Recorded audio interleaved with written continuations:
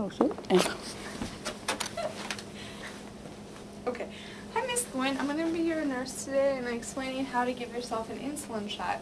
Here is some information about giving yourself an insulin shot and any information about diabetes and important numbers that you may want to call about diabetes or any concerns that you might have. So, explain, here's our regular insulin, our syringe, and 2 alcohol swabs. Alright, so now there's 5 different places that you can give yourself an insulin shot. They're known as a subcutaneous layer of skin, which is the fatty areas. And one of those is the flubber under your arm, the love handles here, the abdomen, the leg, and in the back, like pretty much on your butt cheek. Alright, so we're going to start out with cleaning the insulin top. Just make sure it's clean. And then I'm going to have you, where would you like to give it to yourself today? Do you have any particular spot? The leg. The leg? Okay. So we're going to make sure that it's clean. So what you want to do is you're going to want to go in a circular motion outward. So start on the inside and go out. Okay, stay on the inside and going out. You want to make sure that you do not rub the area, and you want it to be dry before you give the shot. So what you're going to do is we're going to be taking out 10 cc's of insulin today. So that's what your doctor called for. And I'm going to show you what to do. We're going to take out 10 cc's or milliliters of air. And you want to always have someone double check if possible. Okay. Okay, and then you're going to stick it in here and push the air out. Then you're going to flip it over and pull out 10 cc's. Thank you. You want to make sure that there's no air bubbles because you want all the medication that you can get. Okay, and then you'll have it. But now I want you to do it just to make sure that you understand how. So I'm going to put this back in there, and I'm going to have you try it. Okay. Okay. Fill with 10 cc's of air. Correct. And I'm going to put it in. Flip it over. Oh, no, stick the air in. Yep, good job. Flip it over and drop 10 cc's. And there are bubbles. There's bubbles, so flick them out. Flick them. That's right. Alright. Good. 10 cc's. Still a bubble. Just keep flicking. Sometimes it's Alright. hard.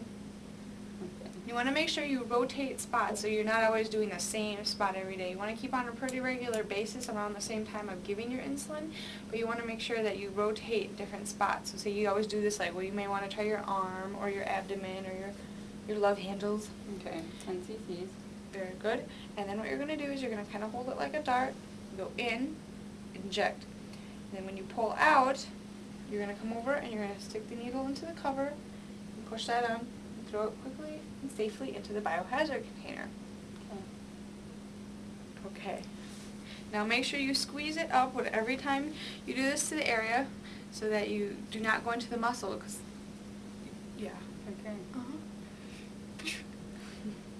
And Inject. inject. Good, good. Okay, good. Now you can recap. Good. And throw it away. Very good. Simple as that. Do you have any questions about anything? No. No? Alright, so the main things I guess to remember are just make sure you rotate sites, keep on a fairly regular basis, and do not rub the area beforehand. Make sure it stays dry and clean. Okay. Just always make sure you keep your blood and sugar levels monitored. I think you're on your way. Thank you. Thank you. This photo story has been prepared to teach the proper technique for the injection of insulin. The first part of the demonstration will be for those who use vials of insulin. The second part will cover insulin that comes in pen devices. Injection technique for both will be demonstrated at the end of this presentation.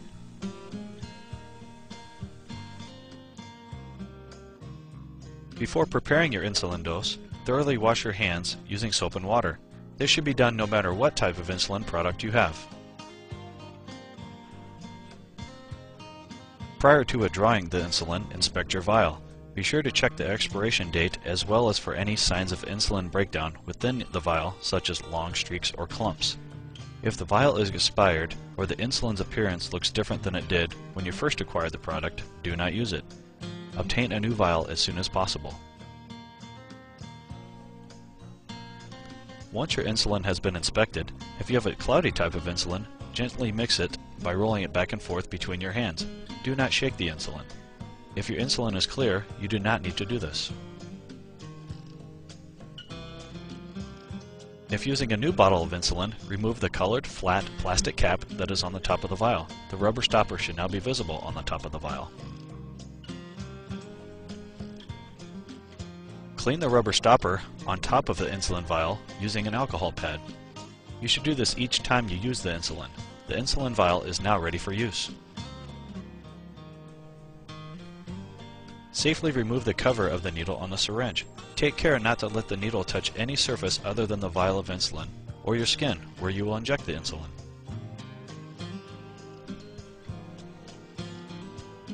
Pull the plunger on the syringe back to the number corresponding to the desired units of the insulin to be given.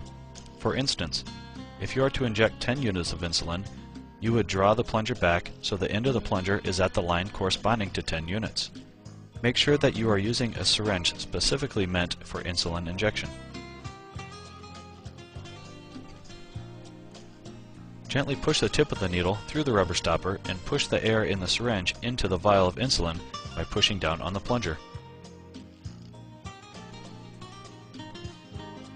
With the needle tip still in the vial of insulin, turn the insulin bottle and syringe upside down, holding the vial of insulin with one hand and the syringe in the other. This takes practice, but soon you will be able to manipulate the syringe and vial with little difficulty. Pull back on the plunger to get the desired dose of insulin to be given. The end of the plunger should be at the same mark as it was when you drew in the air. If air bubbles appear in the syringe after you pull up the insulin, gently flick the syringe with your finger to make the bubbles rise to the top of the syringe, and push the insulin back into the vial. Draw back on the plunger a second time to get the desired dose. Very tiny bubbles are not a concern.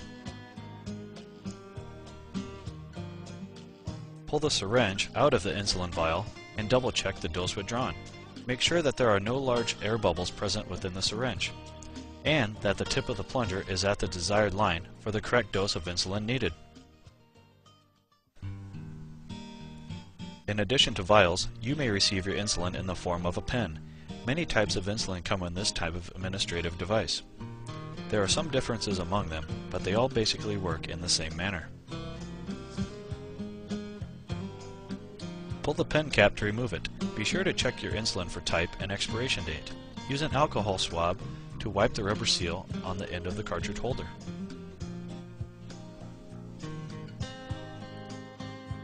As with the insulin vials, some insulin available in pens needs to be mixed. Gently roll the pen 10 times and invert the pen 10 times if you have the cloudy type of insulin. Do not shake the pen. The needles that are to be attached to the pens come separately and must be attached to the pen prior to use. Pull the cap off the needle, then push the needle straight onto the pen through the rubber end. Screw the needle onto the pen until secure. Once the needle is secure, pull off the outer needle shield. Do not throw this away. The pen now needs to be primed. Dial up 2 units by turning the dosage knob on the top of the pen. Some pens require that you pull the knob out as you do this. Point the pen up and tap the cartridge to collect air at the top. You may need to flick the pen to get the bubbles to the top of the pen. Push the knob in until it stops and 0 is seen in the window. The pen is now primed. If the little stream of insulin did not appear, repeat the priming steps again. Next, twist the end of the pen until your predetermined insulin dose is indicated by the number in the window. The pen is now ready for injection. After injection, use the outer needle shield to cover the needle, unscrew the capped needle and dispose of it as we will describe later in the injection techniques section of this demonstration. This is a different type of pen, a reusable Innolet pen.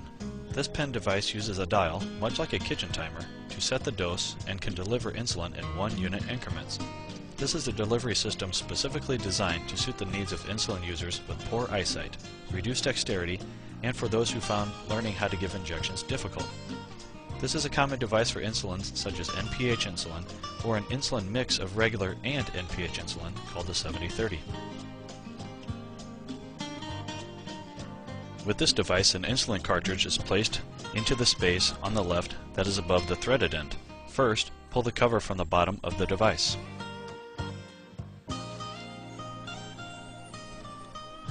Attach the needle to the threaded end using the steps followed with the previous pen. This pen is also primed in the same manner as was demonstrated with the previous pen. Once the pen is primed, turn the dial to the units you are to receive. If you turn the dial too far, you can simply turn it back to get to the right number. The last step is to insert the needle into the chosen injection site. Press the plunger located above the dial and wait until the dial reads 0. This takes about 6 seconds. Then remove it. After injection, use an outer needle shield to cover the needle, unscrew the cap needle, and dispose of the needle as described in the next section. When deciding where to inject your insulin, the optimal place is the abdominal region. In order to avoid the development of scar tissue, the 10-finger technique can be used to spread out the locations for each injection. Simply spread your hands across your stomach and rotate injection sites based on the location of the spaces between your 10 fingers. Before injecting the insulin, clean the area of injection with an alcohol wipe or with soap and water. It is important to allow this region to dry before injecting your insulin dose. Pinch a large area of skin where you wish to give your insulin dose. Push the needle all the way into the skin at a 90-degree angle. If you are a very thin person or a child, the needle can be injected at a 45-degree angle. With the needle in the skin, slowly push the plunger all the way down and release the pinched skin after all the insulin has been injected. Pull the needle straight out of the skin. Do not rub the skin at the injection site. After the needle is withdrawn from the skin, safely dispose of the syringe into a pre-purchased container that is specially made to hold sharp medical waste, such as the one pictured here. If a pre-purchased sharps container is not available, you may use a strong, rigid plastic or metal container with a screw-on or tightly secured cap or lid, such as a laundry detergent bottle, milk jug, or empty coffee can. When the container is 3/4 of the way full, reinforce the cap or lid with heavy-duty duct tape. Mark clearly and noticeably on the outside of the container, "Do not recycle" and "Household Sharps." You may place this container in your regular trash. This concludes the demonstration of proper insulin administration technique. If you have questions regarding the content of this presentation or you require additional information, please contact your local healthcare provider.